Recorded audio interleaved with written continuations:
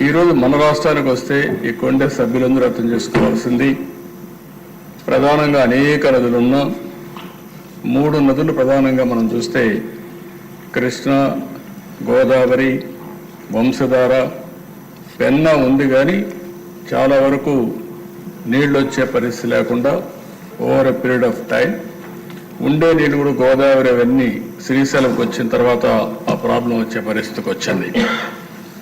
ఈరోజు మన రాష్ట్రానికి ఒక గేమ్ చేంజర్ పోలవరం. నేను అందుకే అనేక సందర్భాలు చెప్పాను, పోలవరం ఆంధ్రప్రదేశ్ రాష్ట్రానికి ఒక జీవనాడి, ఒక వెన్నెముక. ఇది కానీ సమర్థవంతంగా కానీ మనం చేసుకోగలిగితే, అక్కడి నుంచి నదుల అనుసంధానం జరగగలిగితే ఈ రాష్ట్రంలో కరువుకు చెక్ పెట్టే పరిస్థితి వస్తుంది. కరువును నివారించగలిగితే బంగారం పండించే రైతాంగం ఉన్నారు, పెట్టుబడులు వస్తాయి, త్రాగునీటి సమస్య కూడా పరిష్కారం అవుతుంది. కొన్ని ప్రాంతాల్లో ఫ్లోరైడ్ నీళ్లుండి అనేక ఆరోగ్య సమస్యలు వస్తున్నాయి. ఈస్ట్ వెస్ట్ గోదావరి జిల్లాల్లో చూస్తే ఎక్కువ చేపల చెరువులు వచ్చే తర్వాత కలుషితమైన నీరు తాగే పరిస్థితికి వస్తున్నాం. అయితే అధ్యక్ష, ఇక్కడ సభ్యులందరికీ కూడా, మీకే కాకుండా రాష్ట్రంలో ఉండే ప్రజలు కూడా అర్థం చేసుకోవాల్సిన అవసరం ఉంది. ఈరోజు ఏదైతే పోలవరం ప్రాజెక్టు ఉందో అది ఇప్పుడుది కాదు, ఓసారి చరిత్ర.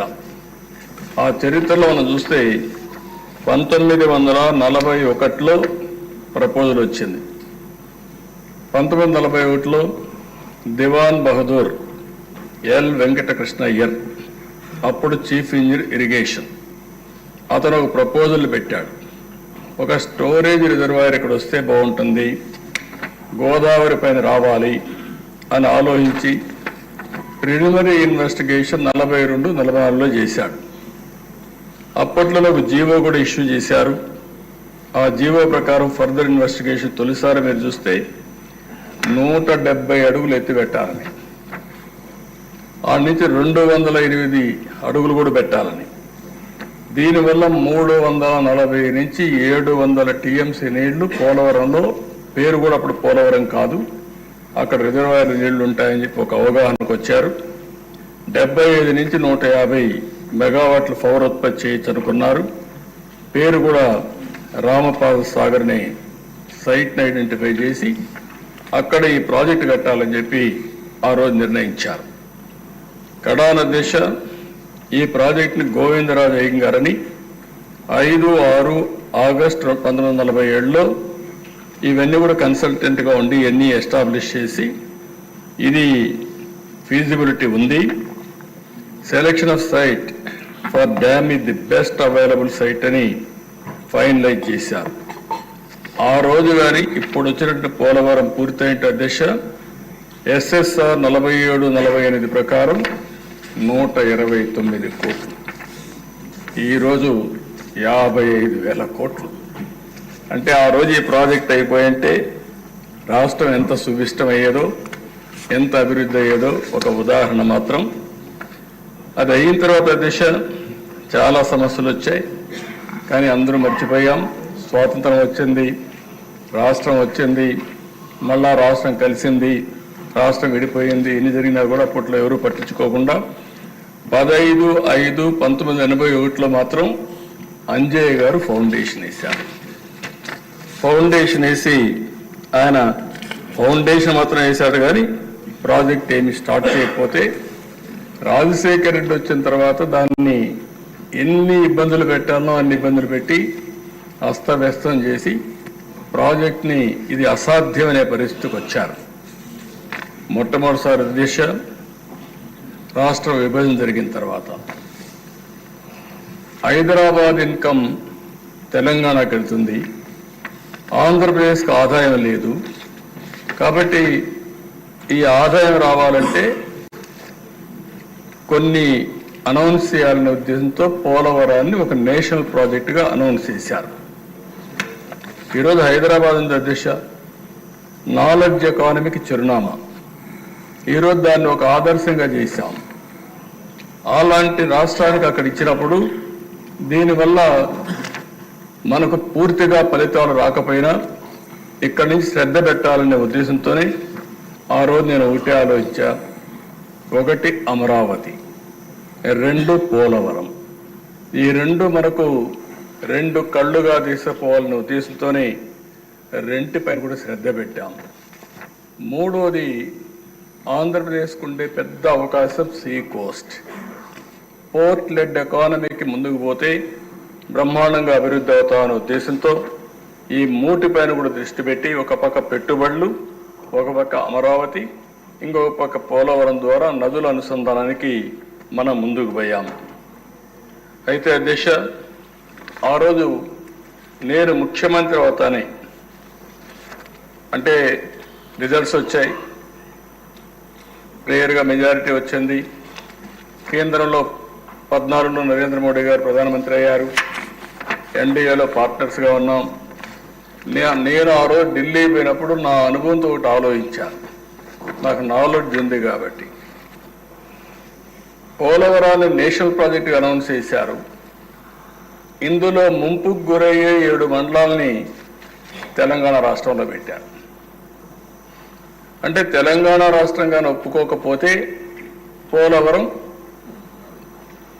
ఇంకెప్పటికీ సాధ్యమే లేదు, కలగా మిగిలిపోతుంది. నేను ఆ రోజు రాజ్నాథ్ సింగ్ గారు, వెంకయ్య నాయుడు గారు ఉన్నారు. ఇద్దరిని ఒకటే చెప్పాను. రాజ్నాథ్ సింగ్ గారు పార్టీ ప్రెసిడెంట్, ఇద్దరికి ఒకటి చెప్పాను. మీరు పోలవరం ఏదైతే 7 మండలాలు ఉన్నాయో ఆ 7 మండలాలు ఆంధ్రప్రదేశ్ రాష్ట్రానికి ఇవ్వకపోతే రేపు ఈ ప్రాజెక్ట్ అసాధ్యం, ఇప్పటికే నష్టపోయాం, ఇంకా కూడా నష్టపోవడానికి మేము సిద్ధంగా లేము. ఎట్టి పరిస్థితుల్లో 7 మండలాలు ఇస్తేనే నేను ప్రమాణ స్వీకారం చేస్తాను, లేకుంటే నాకు ఈ ముఖ్యమంత్రి పదవి వద్దని చాలా స్పష్టంగా చెప్పాను.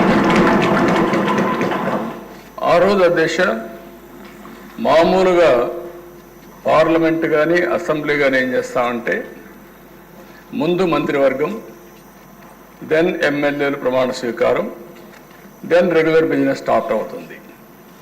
అలాంటిది ఆనాటి ప్రణబ్ ముఖర్జీ గారిని ఒప్పించి ఒక ఆర్డినెన్స్ ఇష్యూ చేసి, ఆర్డినెన్స్ ఇష్యూ చేసిన తర్వాతనే పార్లమెంట్ సమావేశాలు పెట్టి రెగ్యులర్ బిజినెస్ ప్రారంభించారు అధ్యక్ష. ఈరోజు కూడా ఈ పోలవరం సాధ్యమైందంటే ఎన్డీఏ సహకారం, నరేంద్ర మోడీ గారి సహకారం చాలా స్పష్టంగా చెప్తున్నాను. అక్కడి నుంచి అధ్యక్ష నేను పోయినప్పుడు నేను చాలా స్పష్టంగా 7 మండలాలు వచ్చాయి, దీన్ని ఫాస్ట్ ట్రాక్లో పెట్టాలి అని నేను అడిగినప్పుడు నీతి ఆయోగ్ ఎగ్జామిన్ చేశారు. నీతి ఆయోగ్ ఎగ్జామిన్ చేసి దేశంలో చాలా ప్రాజెక్టులు ఉన్నాయి, 10 ఏళ్ళు, 20 ఏళ్ళు, 30 ఏళ్ళు అవుతున్నాయి. ఇది కూడా అదే మాదిరిగా ఆ కోవలో చేరిపోతుంది. కాబట్టి ఈ ప్రాజెక్ట్ ఆంధ్రప్రదేశ్ రాష్ట్రానికి ఇస్తే రాష్ట్ర ప్రభుత్వం సమర్థవంతంగా వాళ్లకు అవసరమైన ప్రాజెక్టు కాబట్టి దీన్ని పూర్తి చేసే బాధ్యత తీసుకుంటారని చాలా స్పష్టంగా ఆలోచించి రికమెండ్ చేశాడు అధ్యక్ష. ఆ రికమెండేషన్ క్యాబినెట్కి వెళ్ళి సెంట్రల్ క్యాబినెట్ ఆమోదించిన తర్వాత నేను కూడా మన ఇంట్రెస్ట్ ఉంది, ఇది పూర్తి చేయాలి, లేకపోతే 30-40 ఏళ్ళు అయితే ఎప్పటికీ సాధ్యం కాదనే ఉద్దేశంతో టేకప్ చేసాం అధ్యక్ష. ఆ రోజు రైట్ మెయిన్ కెనాల్ పూర్తయింది, పోలవరం ఇంకా పూర్తి కావాలి. అప్పటికి సైట్లో కూడా డిస్ప్యూట్స్ ఉన్నాయి, చాలా కోర్టు కేసులు ఉన్నాయి. ఇది 3-4 ఏళ్ళైనా మినిమం పడుతుంది. 3-4 సంవత్సరాలు నీడు రాకుండా ఉండడం కరెక్ట్ కాదని రైట్ మెయిన్ కెనాల్లో ఎక్కడెక్కడ చిన్న బిడ్స్ అన్ని ఉంటే ల్యాండ్ ఎక్వేషన్ చేసి పనులు పూర్తి చేసి అక్కడి నుంచి నేను పట్టెసీమ లిఫ్ట్ ఇరిగేషన్ పెట్టి పట్టెసీమ ద్వారా నీళ్లు తీసుకు దగ్గర 100 టీఎంసీ నీళ్లు కృష్ణా డెల్టాకు తీసుకొచ్చి 2 నదులను సంధానం చేశాను.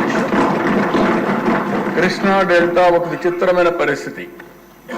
ఎప్పుడు కూడా కృష్ణా డెల్టా అనేది ఎప్పటి నుంచో నీళ్లు ఇస్తున్నారు, కానీ ఇటీవల కాలంలో పైన ప్రాజెక్టులు వచ్చిన తర్వాత కృష్ణా డెల్టాకు నీళ్లు రాకుండా, ఒకవేళ నీళ్లు వచ్చినా లేటుగా వచ్చేదానివల్ల ఏ అక్టోబర్కు ఆ ప్రాంతంలో లేటుగా ఆగస్టు సెప్టెంబర్ ఆ ప్రాంతం నీళ్లు ఇవ్వడం, మంచి తుఫాన్ సీజన్లో పంటలు పడడం, తుఫానుకు నష్టపోవడం జరుగుతూ ఉంటే ఇట్లా కాదు, జూన్లోనే పంటలు వేసే విధంగా చేయాలనే ఉద్దేశంతో గోదావరి నీళ్లు ఇక్కడ తీసుకొచ్చాం.